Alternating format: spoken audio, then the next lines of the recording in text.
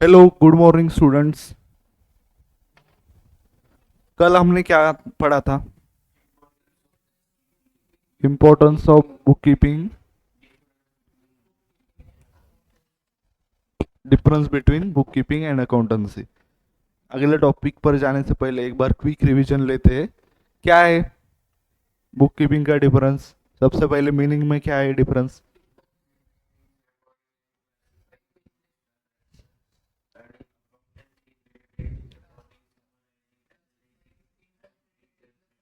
Sale data. उसके बाद stages क्या है? Primary, secondary stage. उसके बाद ऑब्जेक्टिव क्या है बुक कीपिंग का?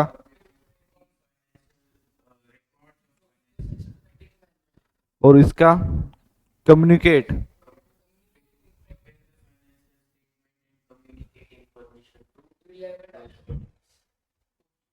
ऑथोरिटीज।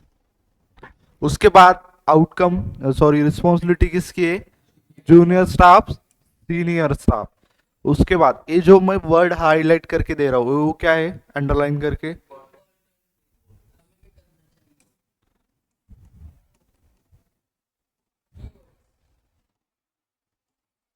ये जो वर्ड है, अगर आपकी इंग्लिश अच्छी होगी तो आप उससे सेंटेंस बना सकते हैं। पता है तुमको? रिस्पॉन्सिबिलिटी किसकी है बुक कीपिंग, सॉरी, अपने जूनियर स्टाफ।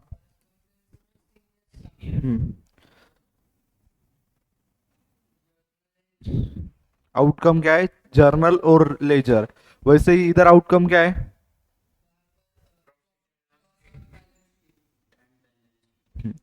उसके बाद book keeping give day to day details. Period क्या है? डे टू डे डिटेल्स देती है। और अकाउंटेंसी एंटायर ईयर। उसके बाद एनालिसिस क्या है? एनालिसिस में क्या करते हैं? नॉट रिक्वायर्ड फॉर, लेकिन अकाउंटेंसी में जरूरत है इंटरप्रेट और एनालिसिस करने की। उसके बाद डिसीजन मेकिंग। बुक कीपिंग से कोई डिसीजन ले सकते हैं क्या? Can not take any decision depending on the data provided by accountants. The management can take critical business decision. उसके बाद स्किल रिक्वायर्ड। कोई स्किल जरूरी है क्या एनालिटिकल स्किल की?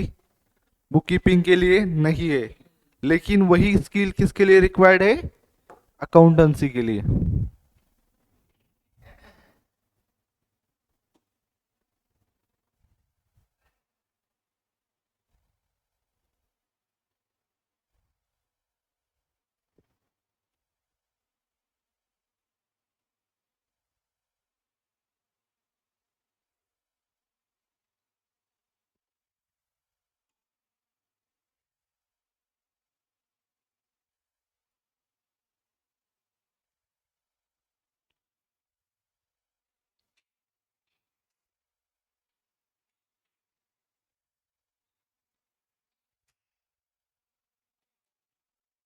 तो इधर meaning and definition of accountancy दी है। क्या है? सबसे पहले क्या लिखा है इधर? Part of accounting. यानी क्या है? बुक कीपिंग क्या है? भाग है। अकाउंटिंग मतलब से एक छोटा पार्ट है। It is the primary stage in accounting. जैसे आपको डिफरेंस बिटवीन में भी दिया था। It is the process of recording in the books of account. Accounting is a part of accountancy. इससे क्या पता चलता है? अकाउंटेंसी बहुत बड़ी टर्म है। अकाउंटिंग जो करते वो financial data, cost accounting, management accounting, अलग अलग टाइप है किसके? Accountancy K. Accounting is the practice of recording, classifying, reporting of business transaction for book, for business. Accounting principles are the basic norms and assumptions developed and established as the basis for accounting system. These principles are adopted by accountants universally. Is word का meaning पता है आपको? Universally क्या है? पूरे world में ये principal adopt किए जाते, ये एजम्पशन पकड़े जाते। अगर आप इंडिया में असेट फर्नीचर को बोलते होंगे तो यूएस में क्या बोलेंगे? असेट ही बोलेंगे। चाइना में क्या बोलेंगे? नहीं, चीन चाचू ऐसा कुछ बोलेंगे क्या? नाही, असेट ही बोलेंगे। आणि आपल्या इकडे महाराष्ट्रात जर असेट म्हणत असेल, राजस्थानमध्ये काय म्हणणार? असेटच म्हणणार। क्यों? क्योंकि ये यूनिवर्सल प्रिंसिपल किसका? काउंटिंग की। ये जो है, जो रूल्स है, कुछ हर एक कंट्री के हिसाब से, हर एक स्टेट के हिसाब से कम ज्यादा हो सकता है कुछ एजम्पशन, लेकिन यूनिवर्सल जो बेसिक फंडामेंटल प्रिंसिपल होते हैं, बेसिक नॉर्म जो होते हैं, एजम्पशन होते हैं, वो सेम ही है। जैसे हम इंडिया में अकाउंटिंग किस में करते हैं पता है तुमको? रुपीज में। यूएस में किस में करते होंगे? डॉलर, धीरम, डिपेंडिंग ऑन कंट्री। सो इधर डेफिनेशन दी हुई, accountancy refer to entire body of theory and process of accounting by कोहेकर कोहेकर। और उसके बाद और एक डेफिनेशन दी हुई है, प्रोफेसर रॉबर्ट एंथोनी बोल के, has defined accounting as a nearly every business enterprises has an accounting system। प्रत्येक, हर एक बिजनेस जो एंटरप्राइज होती है उनके पास क्या होना चाहिए? System. It means of collection, summarising, analysing, reporting, monetary terms, information about business transaction. यानी क्या दिया है? ऊपर की जो थी डेफिनेशन वही दी है, कुछ अलग से नहीं है। हर एक जो ऑथर होते उनके खुद के वर्ड्स होते समजो। आता प्रत्येक जे टीचर असतात प्रत्येकाची स्टाईल असते। आता तुम्ही माझ्याकडून अकाउंट शिकले आणि दुसऱ्या कोणत्या टीचरकडे गेले, असं काही डिफरन्स नाही होणार, ते काय सब्जेक्ट बदलून नाही टाकणार ना। मेथड थोडीशी कमी जास्त असेल, बाकीच्या गोष्टी असतील, बट जे बेसिक फंडामेंटल गोष्टी असतात जशा डेफिनेशन मध्ये दिल्यात, काय सांगायचं त्यांना की अकाउंटिंग काय असते? फक्त रेकॉर्ड करतो का आपण? कम्युनिकेट करतो, रिपोर्ट करतो, अनालाइज करतो। आता वर काय सांगितले? Entire body of theory and the process of accounting, म्हणजे पूर्ण प्रोसेस, याला काय म्हणतो आपण? अकाउंटन्स।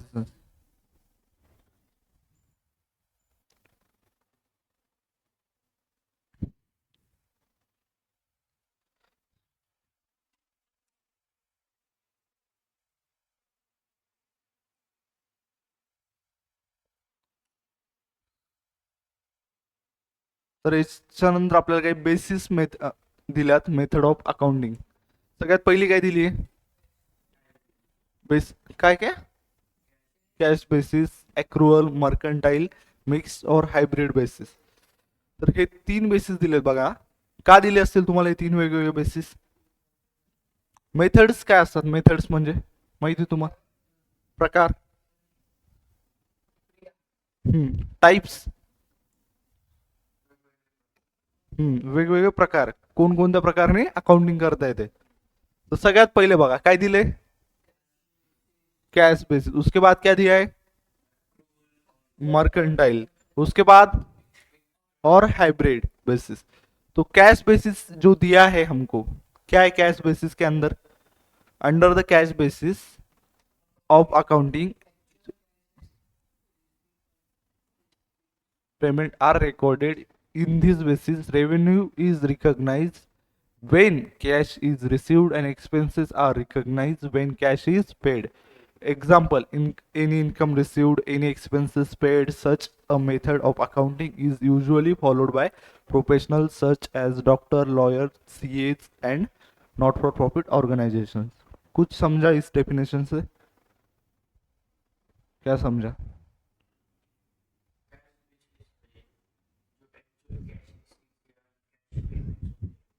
Actual cash.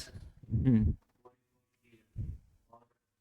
Cash cash payment भी उससे पता चलता है कि इनकम कितना है, हम्म और जितनी कैश बिजनेस पे करता है हम्म उससे पता चलता है कि वो एक्सपेंस उस बिजनेस का और एंटरप्राइज का कितना है। ऊपर जो दवे की चाय अपनी तुमने पी होगी, वो क्या करता है, कौन सी सिस्टम फॉलो करता है? कैश। क्यों? पेमेंट करते हैं। उसके बाद सेकंड सिस्टम में, पहले फर्स्ट समझाता हूँ अभी कैश बेसिस क्या होता है। तुमने जो बोला वही करेक्ट है। समझो कोई कैश मिली बिजनेस को, अभी अपना क्लास है समझो, क्लास अपना उधारी पे ट्रांजेक्शन रिकॉर्ड करते हैं क्या? आपण काय समोसे विकतो का इथं? नाही। सो जे ट्रांजेक्शन हमारी क्लास में होते समझो, किसी ने पेमेंट किया वही हम रिकॉर्ड करते, और किसी का पेमेंट दिया वही रिकॉर्ड करते। समझो किसी की सैलरी हो, ये हो, वो कैश बेसिस हुआ, तो कैश में ही सब ट्रांजेक्शन हो रहे। पैसे दिए तो ही रिकॉर्ड, पैसे आए तो ही रिकॉर्ड। लेकिन वो जनरली फॉलो किया जाता है क्या बिजनेस में? तुमको क्या लगता है, किया हो जाता होगा कैश बेसिस?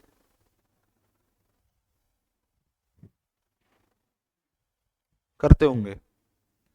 लेकिन 99% जो बिजनेस होते हैं वो एक्रूअल सिस्टम फॉलो करते हैं। रीजन बीइंग, अभी समझो एक्रूअल सिस्टम क्या होता है। Under accrual basis of accounting, the revenue whether received or not but has been earned, revenue, ये वर्ड का, इस लाइन का मीनिंग समझा गया तुम्हें? Under accrual basis of accounting the revenue whether received or not but has been earn. समझा कुछ? अब भी समझो दवे के पास अपना क्या है, अकाउंट है, खाता है अपना। The revenue received or not, पैसे भेटले किंवा नाही, बट हॅज बीन अर्न। आत्ता जर आपण तिघांनी वर जाऊन एक चहा पिला, पैसे त्याला दिले जरी नसले तरी त्यांनी कमवले, 3 चहा विकले, अर्न और accrued during the accounting period. हे कशाच्या बाबतीत आहे? इन्कमच्या बाबतीत। त्यानंतर एक्सपेन्स बघा, expenses incurred whether paid or not but earn, म्हणजे काय, paid or not but happen, expense झालाय। आता पकडा आपल्या क्लासमध्ये एक एम्प्लॉई आहे, त्यांचं आपण पेमेंट नाही केले, ॲझम्पशन पकडतोय, 1 महिना झाला पेमेंट नाही केलं, याचा अर्थ या महिन्यात खर्च नाही झाला, झाला की नाही झाला? सॅलरी द्यायची की नाही द्यायची? समजा पैसेच नाहीत आपल्याकडे, पकडा आपण त्यांना रिक्वेस्ट केली की यार सर 2 महीने बाद दे देते, ते बोले इट्स ओके, लेकिन एक्सपेंस कब हुआ है? या महिन्यात। प्रॅक्टिकली घोळ काय होतो माहिती का, कॅश बेसिस का फॉलो केली जात नाही? आता समजा पकडा आपलं तरी ठीक आहे, आपण खूप छोटा बिझनेस करतो असं पकडा, मोठे मोठे कंस्ट्रक्शनचे हे असतात, क्यों किया जाता है एक्चुअली? कंस्ट्रक्शन बिजनेस पता है तुमको? उसका पेमेंट कब मिलता है तुमको पता है? टेंडर पूरा कंप्लीट हो जाने के बाद। अभी मेट्रो का प्रोजेक्ट चालू है पुणे में, कब से चालू है तुमको पता है?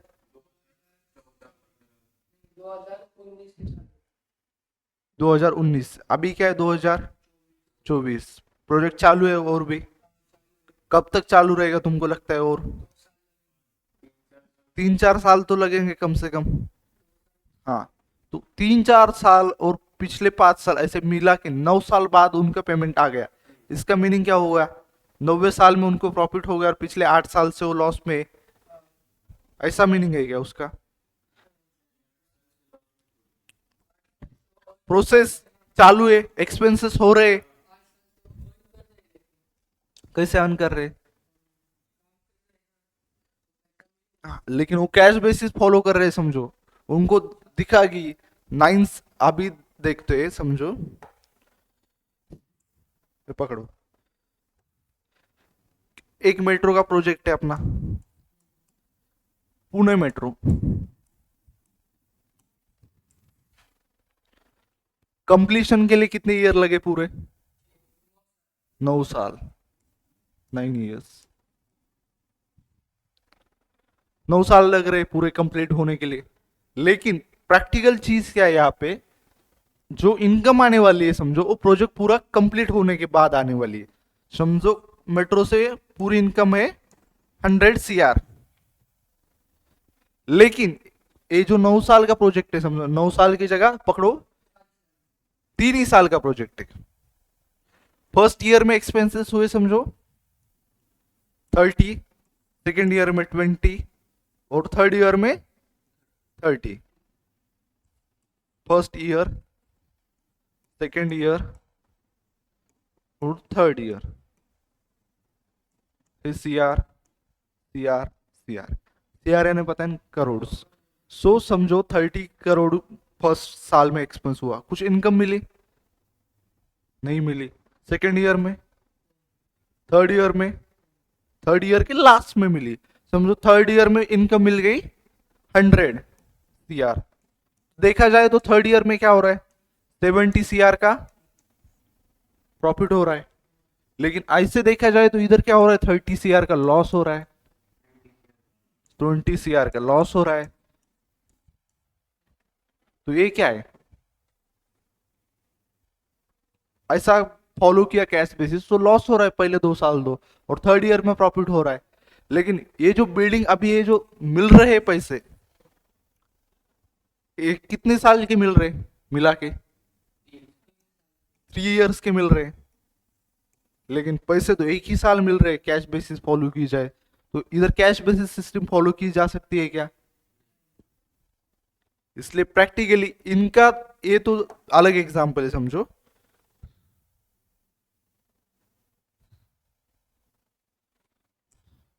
एक और एग्जांपल लेते हैं।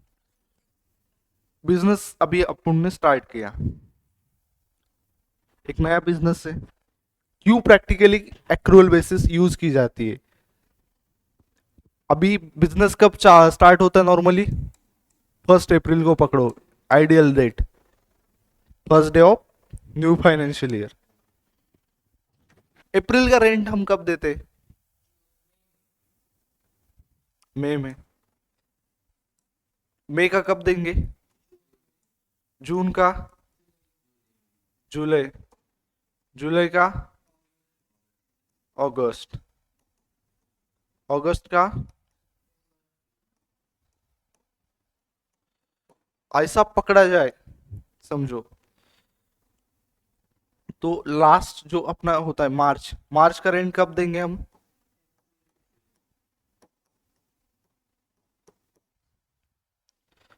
तो पकड़ा जाए तो 11 मंथ का ही रेंट दे रहे हैं हम एक अकाउंटिंग ईयर में, आज से बिजनेस स्टार्ट किया 1 अप्रैल से।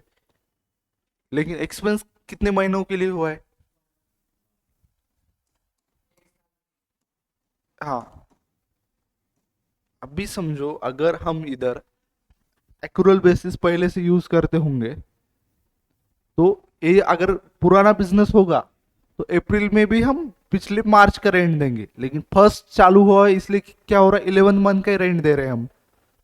समझ में आ रहा है आपको? अगर 11 मंथ का रेंट दे रहे हैं लेकिन एक्सपेंस कितने महीनों के लिए हुआ है? 12 महीनों के लिए। तो देखा जाए तो हमारा इस अकाउंटिंग ईयर में प्रॉफिट क्या होगा? ज्यादा होगा। तो ज्यादा होने की वजह से क्या होगा, कुछ अगले साल का क्या होगा, कम हो जाएगा ना। अरे इधर देखो, अभी कोई आदमी इस बुक देख रहा है, इस कंस्ट्रक्शन कंपनी को, वो क्या देख रहा है, 30 CR का लॉस, 20 CR का लॉस और 70 CR का प्रॉफिट। क्या है भाई, अजब गजब बिजनेस समझेंगे ना कैश फॉलो करेंगे तो। अभी आइडियली समझो ऐसा दिख रहा होता इधर 10 CR, 20 CR और 10 CR का प्रॉफिट समझो, तो लोग क्या समझते हैं यार ठीक ठाक है। लेकिन अचानक 20 CR का लॉस, 30 CR का लॉस और 70 CR का प्रॉफिट। बिजनेस का कुछ समझेगा क्या, बिजनेस क्या वर्क कर रहा है, क्या चीजें हो रही है। इसलिए हमें क्या करना पड़ता है, जिस मंथ का एक्सपेंस हुआ है उसको हम क्या करते, उसी मंथ में रिकॉर्ड करते। अभी जो अपना अकाउंटिंग हम रिकॉर्ड करते हैं 11th-12th में हो, वो कैसे करते, 1 ईयर के हिसाब से एक फाइनेंशियल ईयर का रिकॉर्ड करते। अभी वो एग्जाम्पल तो सालों 2-3 साल का था, लेकिन एक ईयर के हिसाब से रिकॉर्ड करते हैं।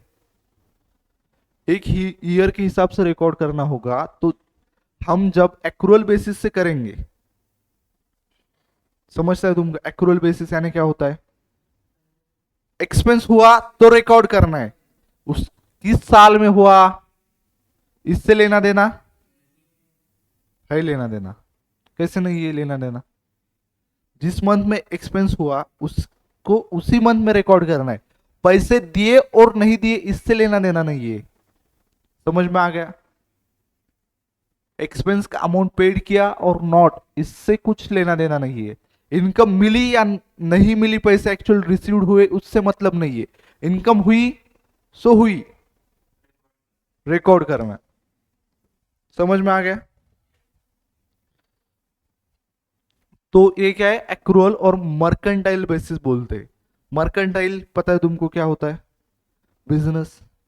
मर्चेंट बोलते हैं शॉपकीपर को, तो merchant. In other words, revenue is recognised when it is earn और एक्रूड। एक्रूड यानी क्या पता है तुमको? एक्रूड वर्ड का मीनिंग माहित नसले इट्स ओके, तेवढं काही नाही, तुम्ही पहिलेच म्हणजे हे करा जस्ट की आता एक्रूड म्हणजे काय असते? काय असते एक्रूड म्हणजे? एक्रूड म्हणजे ही गोष्ट असते की तुम्ही पैसे कमवलेत, हा जस्ट नाही मिळालेत पण तुम्हाला भेटणार आहेत. Expenses are recognise when this are incurred. आता समजा तुमचं जे ग्रोसरी शॉप आहे, तुम्ही डेली पैसे पे नाही करत, न्यूजपेपरवाल्याला डेली पैसे पे करता का? बट मंथ एंडला त्याला पेमेंट द्यायला लागते की नाही? मग त्याचे काय झाले? ते इनकर्ड झाले एक्सपेन्स तुमचे, तुम्हाला त्याचं पेमेंट करावंच लागणार, ऑब्विसली गोष्ट आहे, त्यात काही हे आहे का? तर तसंच आहे हे इकडं, कळलं? म्हणून याला काय म्हणतात? एक्रूड. एक्रूड ही यूज कुठं होती? इन्कम साठी होती. एक्रूड इन्कम म्हणतो काय? जी भेटणार आहे पण भेटलेली, इवन तुम्ही पुढे फायनल अकाउंट शिकल्या त्यात येईल एक्रूड इन्कम. म्हणजे काय असती? आपली असेट असती. का असती असेट? पैसे भेटणार आहेत, जे फायनान्शियल मॉनिटरी आहे, फायनान्शियल बेनिफिट आहेत, फ्युचरमध्ये भेटणार आहे, ह्या सगळ्या गोष्टी काय आहेत? Accrued income. आता जसं डेटर म्हणलो मी तुम्हाला, असेट असतात. डेटर काय असतात? ज्यांच्याकडून आपल्याला पैसे भेटणार आहेत, सिंपल गोष्ट. एक्रूड इनकम यानी क्या होता है? जिनसे पैसे हमको मिलने वाले लेकिन अभी नहीं मिले, फ्यूचर में मिलने वाले. एवढं समजलं? पुढे काय दिले? Any income earn whether received or not, any expenses incurred whether paid or not.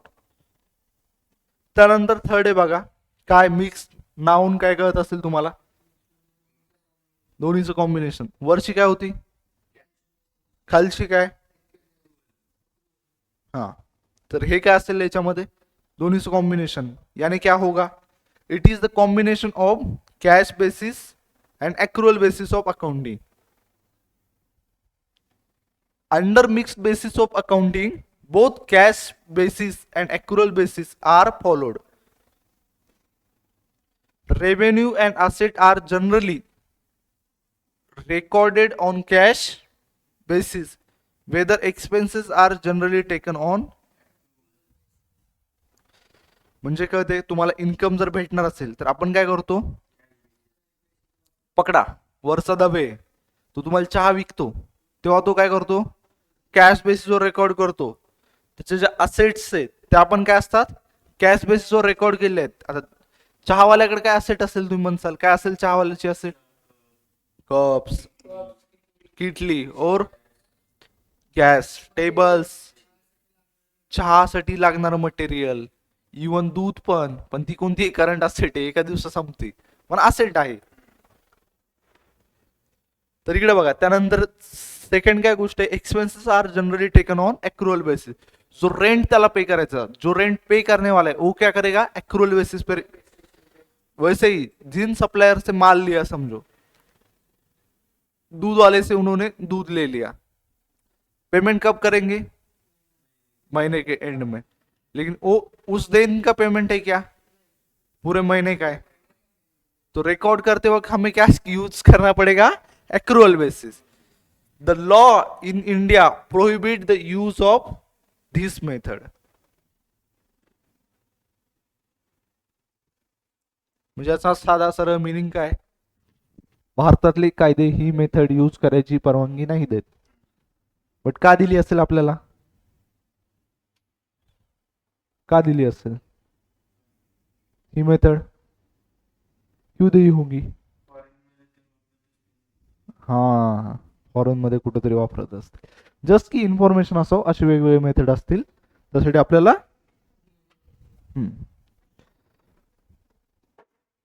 इथपर्यंत समजलं?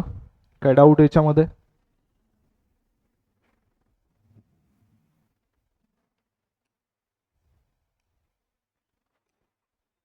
त्यानंतर दिले बघा qualitative characteristic of accounting information. क्या दिया है? Of information. क्या होता है qualitative characteristic of accounting information?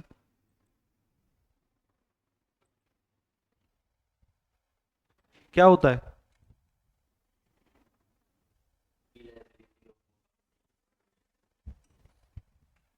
क्या क्या? हाँ, रिलायबिलिटी, रिलेवेंस, अंडरस्टैंडेबिलिटी और कंपेरेबिलिटी.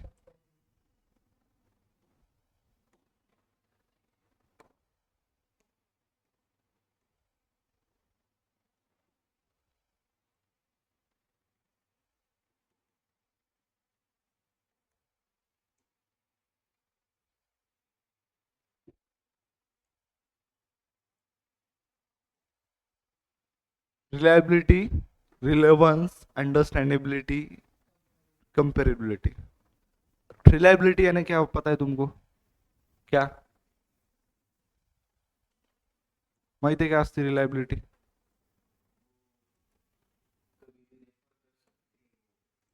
रेफर कर सकते हैं यानी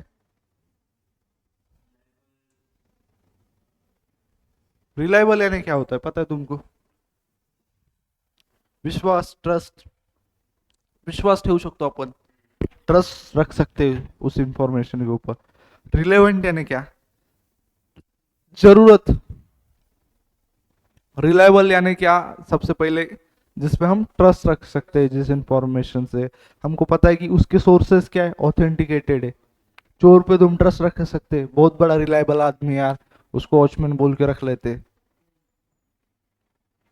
विजय मल्ल्या पता है, आरबीआई का चेयरमैन, अपॉइंट कर सकते हैं उसको. क्यों? घोटाले कर देंगे. सचिन तेंदुलकर को अपॉइंट कर सकते हैं? कर सकते. वो रिलायबल है, लेकिन रिलेवेंट है क्या? ठीक है, सचिन तेंदुलकर बहुत बड़ा नाम है क्रिकेट में, लेकिन आरबीआई का गवर्नर अपॉइंट कर सकते हैं क्या? क्यों? रिलेवेंट नहीं है. अभी तुम हो, तुम 12th क्लियर करने के बाद तुमको नीट में एडमिशन दे सकते हैं क्या? क्यों? कुछ रिलेवेंस नहीं है, अपना और उसका अलग अलग है. उसके बाद दिया है अंडरस्टैंडेबिलिटी. समझ सकते हैं ऐसी चीज है. अकाउंटिंग इंफॉर्मेशन दी है लेकिन गुजराती में दी है, कितनों को आती है? कुछ रिलेवेंस अंडरस्टैंड होना चाहिए ना. बरोबर है. तुम्हारे घर में अभी कोई ओल्ड पर्सन होंगे तो अलग लिखते हैं, पता है, कुछ उनकी मेथड अलग होती है लिखने की. तो वो अपने को समझ में आती है क्या? अंडरस्टैंड हो सकती है क्या? वैसी इंफॉर्मेशन हमें चाहिए क्या? उसके बाद लिखा है कंपेरेबिलिटी. कंपेअर माहिती तुम्हाला? तू तुझे 10th चे मार्क कोणासोबत कम्पेअर करणार? कोणत्या? जे 10वीला आहेत त्यांच्यासोबत, 10th चे 10th सोबत. बरोबर आहे. 10th चे मार्क तू 7वीच्या एखाद्या मुलासोबत कम्पेअर करणार का? नाही करणार ना, कारण काही कम्पेअर करायला रिलेव्हन्सच नाहीये. बरोबर आहे ना. आता पकडा एक आर्ट स्टुडंट आहे आणि एक समजा इंजिनिअरिंग स्टुडंट आहे. दोघांचं कंपॅरिझन होऊ शकते का एज्युकेशनच्या बेसिसवर? का? फील्ड वेगवेगळे आहेत. बरोबर. आता तुला अकाउंटिंग किती येते आणि समजा तुझं कंपॅरिझन करायचंय कुणासोबत? एखाद्या MBBSच्या स्टुडंट सोबत. त्याला किती येते? कम्पेरेबल होऊ शकते का? का? त्याला येणारच नाही, कारण त्याचं नाहीच आहे. फील्ड वेगळी आहे. तुझं सायन्सचं नॉलेज चेक करू शकतो का आपण? का? फील्ड वेगवेगळी आहे. आता मला तुम्ही विचारलं भूगोल शिकवता का? बरोबर आहे, मला येईल का? का? कम्पेरेबल आहे का? मग तुम्ही म्हणणार नाही सर तुम्हाला भूगोल येत नाही, असं कसं, यायलाच पाहिजे. असं आहे का? कम्पेरेबलच नाहीये गोष्ट. मग आपल्याला अकाउंटिंग कशी पाहिजे? कम्पेरेबल पाहिजे. तर 4 क्वालिटेटिव्ह कॅरेक्टर काय असतील? क्वालिटेटिव्ह म्हणजे माहिती आहे तुम्हाला काय असते? सगळ्यात पहिले क्वालिटी. आपण काय म्हणतो क्वांटिटी पेक्षा काय पाहिजे? मॅटर काय करते? क्वालिटी चांगली पाहिजे. बरोबर आहे. तुम्हाला 100 विषयांचं नॉलेज आहे, पण थोडं थोडं थोडं थोडं थोडं थोडं त्यापेक्षा एकाच सब्जेक्टचं नॉलेज आहे पण खूप आहे. काय जास्त इम्पॉर्टंट आहे? जास्त नॉलेज असलेलं महत्वाचं. तर सचिन तेंडुलकर आहेत, त्यांना आपण कशासाठी ओळखतो? क्रिकेट. नरेंद्र मोदी म्हणजे पॉलिटिक्ससाठी. बरोबर आहे.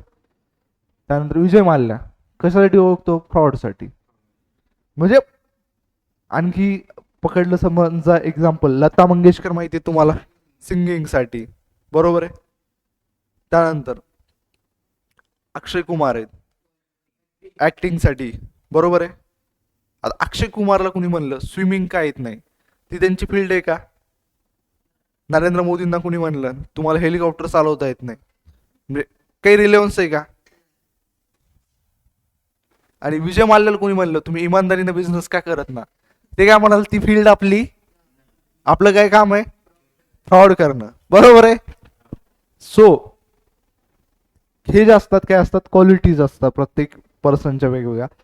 प्रत्येक काय असतं कोणकोणत्या फील्डमध्ये मास्टर असतं, वेगवेगळ्या गोष्टी असतात. क्वालिटी म्हणजे काय असती? तुमच्यातली चांगली गोष्ट. आणि तुमच्यात कोणत्या चांगल्या गोष्टी असायला पाहिजे ऍज अ स्टुडंट लाईफमध्ये? तुम्हाला काय वाटते काय असायला पाहिजे? डिसिप्लिन. कॉलेजमध्ये न जाणं, कॉलेज बंक करणं, कॉलेजच्या बाहेर फिरणं. आणखी काय करू शकता तुम्ही? हे काहीच नाही करू शकत.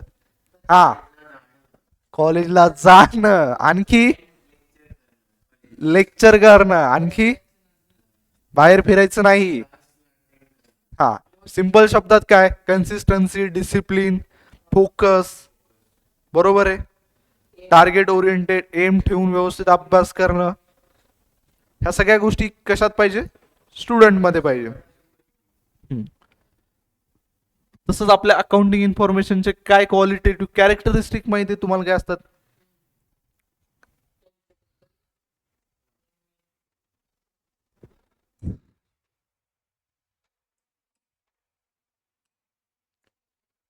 कॅरेक्टर म्हणतो बघा, फ्रॉड करणं त्याच्या कॅरेक्टरमध्ये.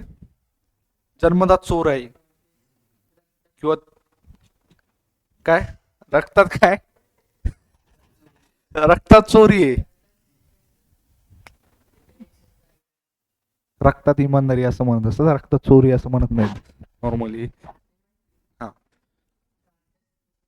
काय काय जन्मापासून. तर बाळांनो काय असते नॉर्मली कॅरेक्टर म्हणजे काय असते? एखाद्या व्यक्तीचं आपण म्हणतो यार त्याचं कॅरेक्टर खूप स्ट्रॉंग आहे, व्यक्तिमत्व खूप चांगलं आहे. बरोबर आहे. आता आपण जर बघितलं रतन टाटा, आपण काय म्हणतो? खूप कॅरेक्टर चांगले असलेले व्यक्ती आहेत. बरोबर आहे. त्यानंतर एखादा फ्रॉड स्कॅमर असेल दाऊद इब्राहिम, काय म्हणणार आपण? घटिया व्यक्ती आहे. बरोबर आहे. Depend on person to person character असते. तर इकडे बघा, आपला मेन मुद्दा काय होता, qualitative characteristic of accounting inform. आता तुम्हाला जर कळालं असेल कोणकोणते असायला पाहिजे.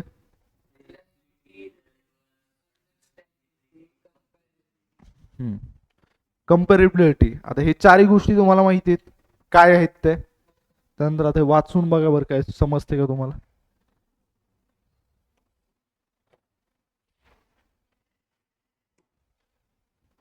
Reliability of the accounting information. वाचा, नाही समजलं तर मी आहेच इथे.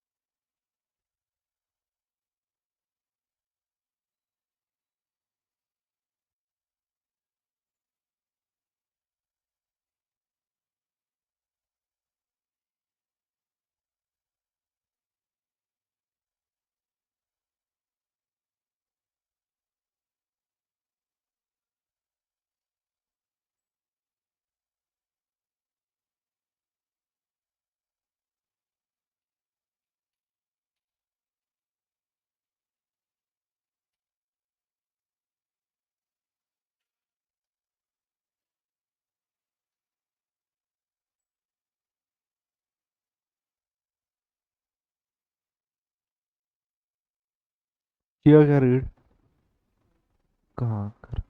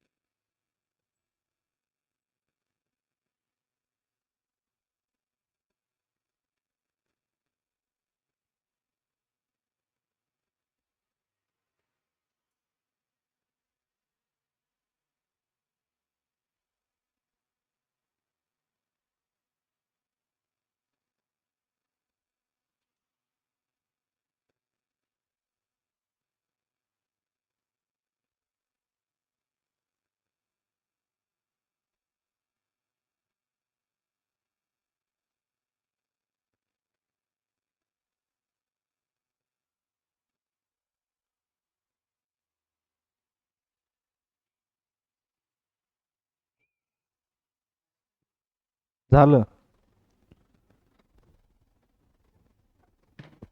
सो काय समजलं तुम्हाला यातून, क्या समझा.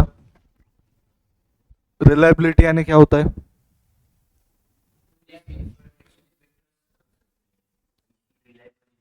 हाँ, जिस इंफॉर्मेशन पे रखते वैसी reliable information. Reliability is described as one of the two primary qualities.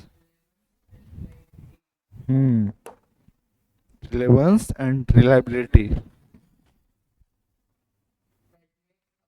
Information useful making.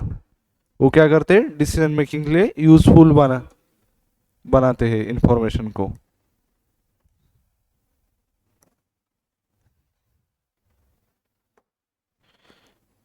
So उसके बाद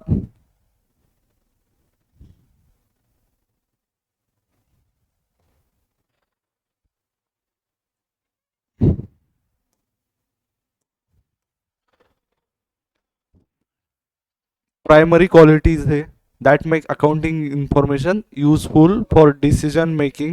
Reliable information is required to form judgment about earning, potential financial position of the business. Reliability differ from item to item. तर याचा simple meaning काय? Reliability आपल्याला कशासाठी मदत करते? From judgement. Judgement म्हणजे माहिती आहे तुम्हाला काय असते? हां, जज करणे. जसं तू एखाद्या व्यक्तीला जज केलं, कॉलेजच्या पहिल्या दिवशी गेला, तुला एखादा व्यक्ती दिसला, मनातल्या मनात जजमेंट बनवलं की एक्स नावाचा पर्सन असा असा आहे. नंतर तुझी त्या व्यक्तीसोबत ओळख झाली, नंतर काय झालं, आणखी तुला ती माहिती कळाली, नंतर आणखी तुझं जजमेंट काय होऊ शकते? चेंज होऊ शकते. तसंच फॉर्म जजमेंट. रिलायबिलिटी म्हणजे काय? जजमेंट म्हणजे काय? रिलायबल आहे की नाही याच्याबद्दल आपण जजमेंट म्हणू शकतो. आता इकडे बघा, आपण ॲपलचा मोबाईल घेतला, आपण काय बनवणार? जजमेंट काय असणार आपलं? चांगलं आहे का? हा, लगेच मी म्हणलो चोरीचा आणलेला होता चोर मार्केटमधून, तुम्ही काय म्हणणार? चोर बाजारातून आणला असं मी सांगितलं, पण ॲपलचा मोबाईल. तुमच्या मनात लगेच जजमेंट चेंज झालं. माझ्याबद्दल नाही, मी नाही आणलेला, मी सांगाल जस्ट तुम्हाला. हा हा हा, जजमेंट चेंज झालं. Item to item reliability difference करते. एक मोबाईल होता जो ॲपलच्या स्टोअर मधून आणला, तुम्ही काय म्हणणार? चांगला आहे. ते चोर बाजार मधून आणला, तुम्ही काय म्हणणार? खराब आहे का? Differ from item to item. Some item of the information presented in annual report may be more reliable than others. म्हणजे काही आयटम्स असतात जे मोर रिलायबल असतात ॲज कम्पेअर टू अदर. आता हे जे गोष्टी तुम्हाला दिल्यात इथं, हे 11वीला खूप बेसिक आहे. ह्या गोष्टी तुम्हाला आज इथं नाही समजल्या, काळजी करू नका. आपला सब्जेक्ट एवढा ब्युटिफुल आहे की तुम्हाला ते समजाव्याच लागतील, काय ऑप्शन नाही आहे. पण आत्ता तुमची जी अंडरस्टँडिंग आहे, जी लेवल आहे, ती खूप बेसिक आहे. जेव्हा तुम्ही थोडेसे मोठे होसाल, इन द सेन्स तुम्ही 12वी क्लिअर करसाल, तेव्हा तुम्हाला ह्या गोष्टी आणखी समजतील. काय बोलली? हां, आत्ता थोडं थोडं दिलेलं आहे. हे कसं आहे बा, याच्यावर एक सब्जेक्ट आहे ऑडिटिंग नावाचा, जो अकाउंटिंग सारखाच एक सब्जेक्ट आहे. आता त्या सब्जेक्टचं बेसिक गोष्ट मी तुम्हाला अशी शॉर्ट मध्ये नाही सांगू शकत ना. सांगितलं तरी तुमच्या मनात काय होईल? कन्फ्युजन. नवीन नवीन वर्ड्स येणार, मग त्याचे प्रत्येकाचे मिनिंग, मग त्याची परत ABCD, का आलं, कशासाठी आलं, परत तुम्ही काय म्हणसाल की यार खूप जास्त व्हायलंय. बस, त्यापेक्षा जस्ट तुम्ही आता दिले तेवढं आपण हे करूया. माझी इच्छा नाही बायला असं हे करावं, बट आहेच ही गोष्ट. आता परत त्याच्यावर एक्झाम्पल द्यायला गेलं खूप वेळ जाणार, की काही मोर रिलायबल असतात, काही नसतात. आता कसं राहतंय, डिपेंड ऑन असते. आता हे जे अॅन्युअल रिपोर्टमध्ये काही गोष्टी लिहिल्यात, त्यामध्ये जर आपल्याला एखाद्या गोष्टीचा इव्हिडन्स असेल, इव्हिडन्स म्हणजे माहिती आहे तुम्हाला? प्रूफ. जर आपण एखादी गोष्ट चोर बाजारमधून घेतली, त्याचा एव्हिडन्स चांगला असेल का एक मोबाईल शॉपिंगमधून परचेस केलेल्या गोष्टीचा चांगला? हां, सो काय असेल, ती मोर रिलायबल असेल information. For example, information regarding the plant and machinery may be less reliable than certain information about current asset because difference in uncertainty of realization. म्हणजे प्लांट अँड मशिनरी त्याची एक value आपण घेतलेली आहे books of accounts मध्ये. ती आपण exact कसं राहते, प्लांट अँड मशिनरी काय आपली लॉंग टर्म असेट आहे, माहिती आहे तुम्हाला? एका वर्षापेक्षा जास्त वर्ष आपण यूज करू शकतो. तर त्याची आपण एक्झॅक्ट अमाऊंट फाइंड करणं डिफिकल्ट आहे ॲज कम्पॅरिझन मध्ये करंट असेट. करंट असेटमध्ये काय येतं? डेटर, स्टॉक्स, बिल्स ऑफ एक्सचेंज किंवा अशा गोष्टी असतात जे एक वर्षाच्या आत विकल्या जाणार. बरोबर आहे? आता एखादा स्टॉक आहे आपल्याकडे, त्याची व्हॅल्यू फाइंड आउट करणं मशिनरीच्या व्हॅल्यूपेक्षा काय इझी आहे, आणि रिलायबल जास्त आहे स्टॉकची व्हॅल्यू. आता समजा एक मोबाईल, तुम्ही जर एखाद्या ग्रोसरी शॉपमध्ये गेला तर तिथे गव्हाची व्हॅल्यू फाइंड आउट करणं सोपं आहे का त्यांच्या तराजूची व्हॅल्यू फाइंड आउट करणं सोपं आहे? बरोबर. कारण त्यांचं जे वेटची मशीन आहे ती लॉंग टर्म असेट आहे त्यांच्यासाठी. कितीला विकली जाणार असं काय आपण सांगू शकतो लगेच? ती डिफिकल्ट गोष्ट आहे. पण गहू काय विकणारीच गोष्ट आहे, माहिती आहे बात. 1-2 रुपये कमी जास्त होतील बट विकून जातील. किंवा सोप आहेत, बाकी ऑदर ज्या गोष्टी आहेत, ऑइल आहे, याला काय खूप लॉजिक लावायची गोष्ट आहे का? माहीतच आहे. आता पेट्रोल पंपवर तुम्ही गेला, पेट्रोल काय करंट असेट आहे, त्याची दररोज विकली जाते. पण तुम्ही म्हणला नाही सर हे पेट्रोल पंपचा जो पंप आहे त्याची व्हॅल्यू काय, तर ती गोष्ट काय फाइंड आउट करणं डिफिकल्ट आहे. म्हणून ती काय कमी रिलायबल आहे, लेस रिलायबल आहे पंपची value as compared to petrol. समजलं तुम्हाला रिलायबिलिटी काय असते? त्यानंतर relevance. Relevant accounting information must be capable of making difference in decision making by helping users to from prediction about outcome of past, present and future event or to confirm or correct expectation. Relevance हे आपल्याला English मध्ये दिले. काय दिले? Relevant accounting information must be capable of making difference in decision making. Capable आहे difference बनवण्यासाठी decision making मध्ये. Difference असू शकतो का, रिलेव्हंट आहे की नाही या गोष्टीवर आपण डिफरन्स बनवू शकतो. बरोबर आहे. आता कुणी म्हणलं मला मी 11वीला पास झालो, कुणी म्हणलं मी पास झालो, मे बी काय माहित नाही कधी कुठं पास झाला, कशात पण होऊ शकते. ते म्हणला मी CA फायनलला झालो होतो, तुम्ही काय म्हणणार लगेच? कॉंग्रॅच्युलेशन.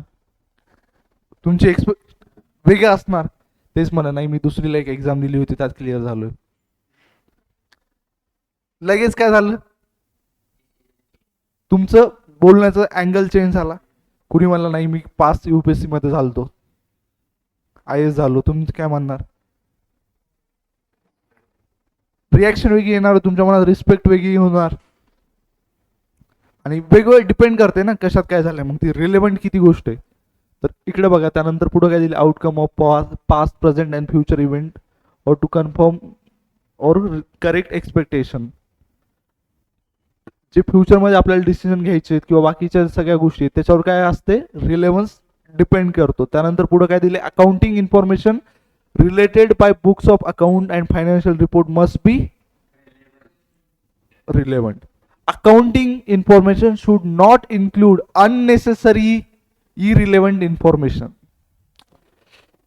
आता समजा एक अकाउंटिंग करतो व्यक्ती, एक्सपेन्स झाले, सॅलरी लिहायची, बट त्याने काय लिहिले? रामू नावाचा व्यक्ती आहे जो व्यवस्थित काम करत नाही, सकाळी 9 वाजता येतो, दुपारी 3 वाजता घरी जातो, आ सोबत कामावर असतो तेव्हा मोबाईल बघत असतो. हे सगळ्या गोष्टी अकाउंटिंग मध्ये लिहायच्या असतात का? त्याचं काही रिलेव्हन्स आहे का?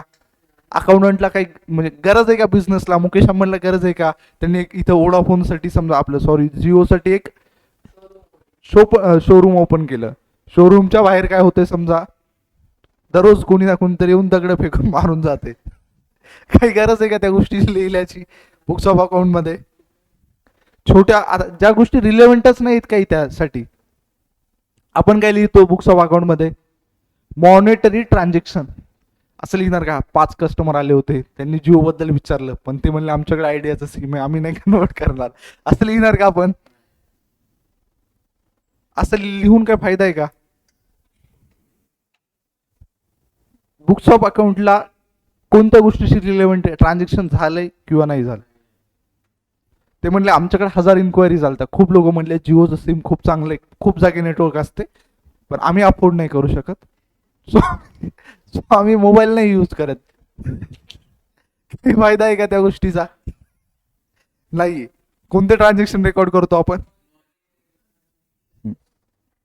एक कस्टमर आला ऍपलच्या शोरूम मध्ये, खूप स्तुती केली, यार खूप ऑसम मोबाईल आहे तुमचा, खूप चांगला आहे, असं आहे तसं आहे, खूप भारी, पण मी नाही यूज करत. काही फायदा आहे का त्या गोष्टीचा त्यांना? इकडे बघा आपण बुक्स ऑफ अकाउंट मध्ये कोणत्या गोष्टी रेकॉर्ड करतो? मॉनिटरी ट्रान्झॅक्शन, ज्यांनी काही होणार आहे. एक कस्टमर आला, खूप बॅड रिव्ह्यू दिलाय, पण मी तुमच्याकडून 10 फोन परचेस केले, 10 फोन परचेस केले, ही गोष्ट महत्वाची. त्यांनी रिव्ह्यू द्याव काय द्याव याच्याशी काही बुक्स ऑफ अकाउंटला काही गरज आहे का? नाही. ती गोष्ट काय इरिलेव्हंट आहे पूर्णपणे. All the information is said to be relevant which would be change the outcome of the business if disclosed. All useful and relevant information must be find a place in the books of account, and the information must be timeliness and dedicative and feedback values. म्हणजे ज्या feedback आहेत हे ज्या गोष्टी आहेत त्या पण आपण लिहितो, पण कुठं लिहितो डिस्क्लोज करतो.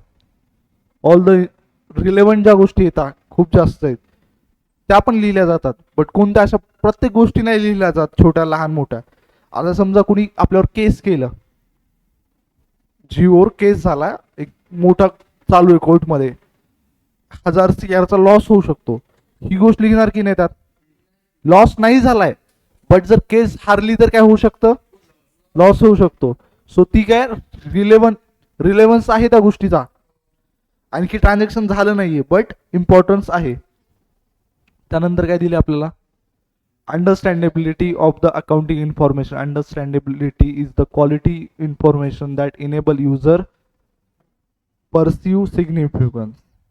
The benefits of information may be increased by making more understandable, hence useful to wider circle of users. कशासाठी आहे wider circle, perceive it's significance. Significance म्हणजे काय असते माहिती हो, खूप जास्त महत्वाचं सिग्निफिकन्स गोष्ट आहे. क्लासमध्ये समजा एखाद्या क्लासला तुम्ही ऍडमिशन घेतलं, जिथं बेंच चांगले आहेत, सगळ्या गोष्टी आहेत, पण टीचरच येत नाहीत, ही गोष्ट मॅटर करते की नाही तुम्हाला, सिग्निफिकन्स आहे की नाही. क्लासमध्ये AC नसेल तर चालतो फॅनवर तुम्ही सॅटिस्फाईड आहात, बट टीचर नाही आहेत, खूप चांगल्या नोट्स आहेत, सगळ्या गोष्टी आहेत, चालतात का. तिथं सिग्निफिकन्स गोष्ट कोणती आहे, टीचर. बरोबर आहे. किराणा शॉपला गेल्या, सगळ्या गोष्टी आहेत, पण तुम्हाला जी गोष्ट पाहिजे ती नाहीये. तुम्ही दूध मागितलं, ते म्हणतात चहा आहे आमच्याकडे, पनीर आहे, मिठाई आहे, बट दूध नाहीये. तुमच्यासाठी कोणती गोष्ट महत्वाची होती, सिग्निफिकन्स. तर इकडे बघा, ते सिग्निफिकन्स आहे. The benefits of information may be increase by making it more understandable. Benefit इन्फॉर्मेशनचं कधी वाढते, जेव्हा ते मोर अंडरस्टँडेबल समजेल. आता सब्जेक्ट आहे, टीचर तुम्हाला आणखी जास्तीत जास्त समजून सांगतायत, याचा अर्थ काय होईल, तुम्हाला बेनिफिट होईल. बरोबर आहे. अंडरस्टँड तुम्ही जास्तीत जास्त करसाल. जर तुमचे बुक्स ऑफ अकाउंट समोरच्याला खूप चांगल्या प्रकारे समजणारे असतील तर फायदा होईल. व्यवस्थित तुम्ही स्ट्रक्चर वाईज टेबल टॅब्युलर सगळ्या प्रकारे लिहिले जे रिलेव्हंट आहेत, ते काय होईल, जास्त युजफुल होतील समोरच्याला. ॲज कम्पेअर टू तुम्ही असली 200 रुपये येणार आहेत, 300 मागच्या महिन्यात दिले होते, असं काही पण लिहायला जमते का, नाही. Thus, understandable financial accounting information present data that can be understood by users of information expressed in the form with the terminologies adopted by users range of understanding. समजा काही शॉर्ट फॉर्म बिट फॉर्म दिला असेल, आपण समोरच्याला माहित पाहिजे. जसं अकाउंटिंगला आता एखादा AC रिपेअर करणार आहे, तो काय म्हणेल, हीच AC आहे, बरोबर आहे ना, जे आपण काम करतो तेच आहे म्हणेल. पण अकाउंटिंगचा स्टुडंट काय म्हणेल, याला अकाउंट्स आहे. बट आता हे दुसऱ्याला समजणार आहे का, नाही समजणार. सो आपल्याला काय करावं लागणार, रेफरन्स द्यायला लागेल. शेवटी फुट नोट्स असतात माहिती आहे, काय वर्डसाठी काय यूज केलाय ते पण द्यायला लागेल तुम्हाला. आणि टर्मिनॉलॉजी काय असतील तर त्या एक्सप्लेन करणं लागतील, ज्या माहीत नसतील. त्यांनी काय होईल, अंडरस्टँडेबिलिटी वाढेल. कुणाची, युजर्सची.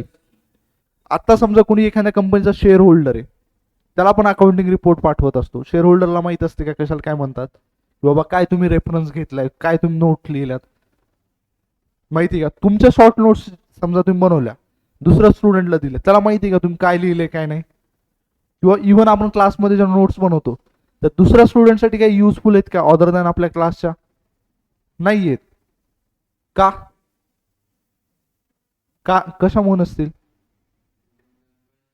त्यांना कळणार नाही. 2 दिवसाखाली मी तुम्हाला FI लिहून दिलं होतं शॉर्ट फॉर्म. काय असते? आता हे दुसऱ्याला माहित असेल का? डिपेंड ऑन कॉमर्सचा स्टुडंट असेल तर ते रिलेट करू शकेल, बट दुसऱ्यांना माहित नसणार. या गोष्टी मग काय असायला पाहिजे? अंडरस्टँडिंग असायला पाहिजे.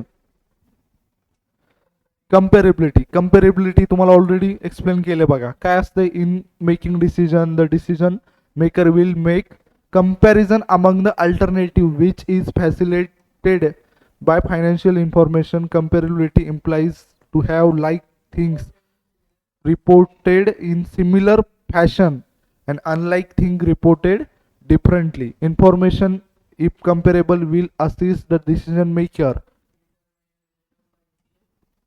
Strength and weaknesses, prospect for the future between two or more firms or between period in a single firm.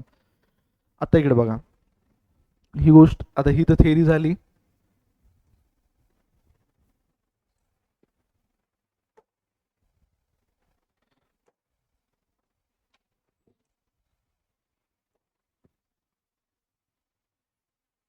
एक फर्म आहे AB लिमिटेड. ही जनरली डील करते ऑइल मध्ये. कोणतं oil? Indian oil, crude oil. आणखी आपलं असते घरी आपण होम मध्ये यूज करतो, कुकिंग ऑइल, पेट्रोल, डिझेल, वेगवेगळे ऑइल्स असतात. हां, सगळ्या ऑइल मध्ये नाही कर, एक स्पेसिफिक ऑइल असते. समजा पेट्रोल आहे,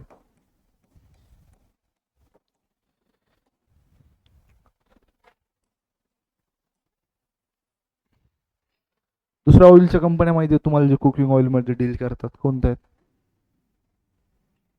घरी आणता कधी तेल? नाही आणत. कधी ग्रोसरीवर गेलाय? कधी नाही. कोणता आणता तुम्ही?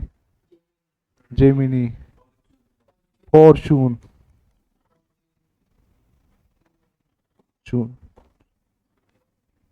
स्पेलिंग येत नाही मला पण काय ते. इकडे बघा, बरोबर आहे का? अरे, तर इकडे बघा, ABC लिमिटेड आहे जी ऑइल म्हणजे पेट्रोलियम ऑइल प्रोड्यूस करते, आणि फॉर्च्यून एक कंपनी आहे जी काय करते? Cooking oil. या दोन कंपन्यांचं प्रॉफिट अँड लॉसचं कंपॅरिझन करायचं आपल्याला. करता येईल? करता येईल, बट काय रिलेव्हंट आहे का? वेगवेगळे सेक्टर आहे. बट ठीक आहे, याच्या सोबत तरी जमल. आशीर्वाद आटा सोबत करू शकतो आपण. करायला काही करता येते. काही रिलेव्हंट इन्फॉर्मेशन पाहिजे, काहीतरी संबंध पाहिजे त्या दोन गोष्टीमध्ये, ज्याच्यावर आपल्याला काय करता येईल? डिसिजन मेकिंग करता येईल. बरोबर आहे. आता इकडे बघा, इन केस इथं काय?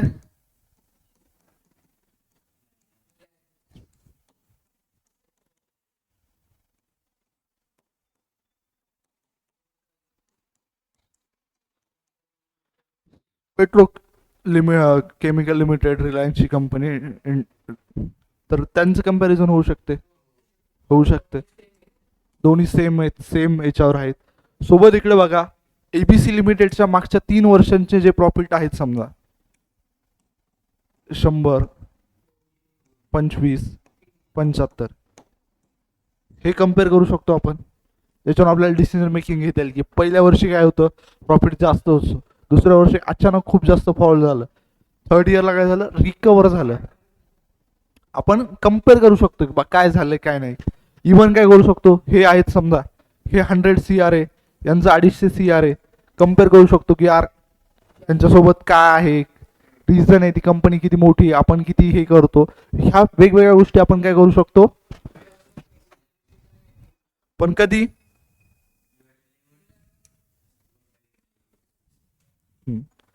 काही त्याचं म्हणजे हे असेल, आणि त्याहून आपल्याला काय कळतात? आपल्या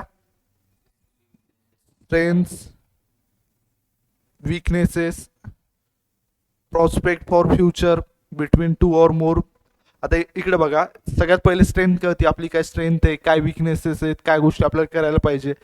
प्रॉस्पेक्ट फॉर फ्युचर म्हणजे की फ्युचरमध्ये आपल्याला काय डिसिजन घ्यायचे, बरोबर आहे, आपला लॉस खूपच जास्त वाढत असेल दिवसेंदिवस, आपण काय करणार? कंपनी बंद करणार ना. एक होऊ शकत असेल तर सोल्युशन काढणार, बट कळाले आपल्याला काही सोल्युशनच निघणं, बंद करणार. कारण प्रॉफिटमध्ये काम करायला कुणा, लॉसमध्ये काम करायला कुणाला आवडेल का? कोणी असा व्यक्ती असेल का जे म्हणाले नाही लॉसचं टार्गेट आपलं यावर्षी 100 CR आहे, दुसऱ्या वर्षी आपल्याला 500 CRचा करायचा आहे, पुढच्या वर्षी 5,000, असं कोणी म्हणणार का? प्रत्येकाचं प्रॉफिटचं टार्गेट असते. सो आता ह्या 3 टर्म तर तुम्हाला चांगल्यापैकी, सॉरी 4. सो आता तुम्ही व्यवस्थित काय करू शकता? रिवाइज करू शकता, आणि घरी जाऊन जर तुम्ही रिवाइज केलं तरच काय होईल? कुणाला? तुम्हाला म्हणताय ना, तर मला समजेल म्हणायला. हां, तुम्हाला समजेल. त्यानंतर हे एक दुसरं एक होतं बघा, ट्रान्झॅक्शन ऑलरेडी आपलं झालंय खालचं, ते पण घरी जाऊन तुम्ही काय करू शकता? रिवाइज. ट्रान्झॅक्शन पर्यंत झालंय, एंट्री नरेशन उद्या आपण घेऊया. Thank you so much student.